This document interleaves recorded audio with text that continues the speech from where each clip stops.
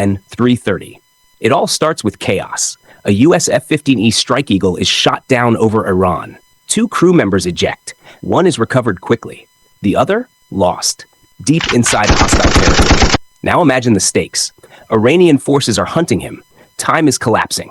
Capture is not an option. Within hours, the US launches a combat search and rescue operation, one of the most complex in decades. This wasn't a small mission.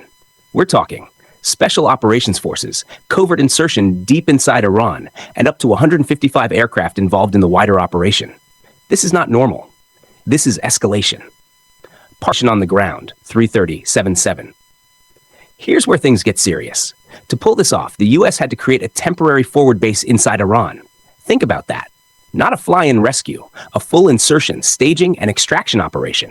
Aircraft involved included MC-130, drones, fighter cover. The plan: 1. Insert forces. 2. Locate the pilot. 3. Extract under pressure. 4. Leave before Iranian forces close in. And for a moment, it worked. The stranded airmen survived for over a day in harsh terrain before being recovered by elite forces. Mission success? Not quite, because then everything started to fall apart. The aircraft destruction. This is the part raising serious questions. During the extraction, 2 C-130 aircraft were destroyed. Up to 4 helicopters were also destroyed. But here's the key detail. Most evidence suggests they were destroyed by US forces themselves. Why? Because they were stranded, unable to take off, deep inside enemy territory. And leaving them intact? Unthinkable. So commanders made the call: destroy everything. Better to lose millions in equipment than hand over advanced technology to Iran. This is standard doctrine, but the scale? That's unusual.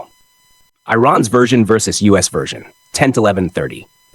Now the narrative splits. Iran claims they shot down multiple US aircraft. The mission was a failure. It exposed American weakness. The US claims the mission succeeded. The pilot was rescued. Aircraft were destroyed intentionally. 2 Female completely voice. different stories, and somewhere in between is the truth. The big question. Now we get to your core question. Was this really just a rescue, or was there a second objective?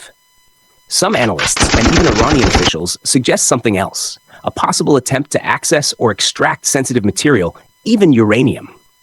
Let's be clear, there is no confirmed evidence this happened.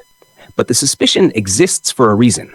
Consider the facts. Massive air presence, far beyond a simple rescue. Temporary base deep inside Iran. High-risk insertion with multiple aircraft. Destruction of equipment afterward. That level of commitment could support more than one objective. The Eagle Claw parallel, 1330 to 1430. This situation echoes a historical failure. Operation Eagle Claw, 1980. A U.S. mission to rescue hostages in Iran that ended in disaster.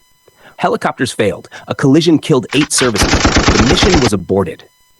Today's operation? Very different outcome, but similar risks, similar complexity, and the same battlefield. Iran. 1530. So where does that leave us? The mission did succeed in rescuing the pilot, but at a high cost, with major equipment losses and unanswered questions. Was it only a rescue? Most likely yes, based on available evidence. But was it also an opportunity? Possibly, because in warfare, especially modern warfare, missions are rarely just one thing. They are layered, strategic, and sometimes hidden in plain sight.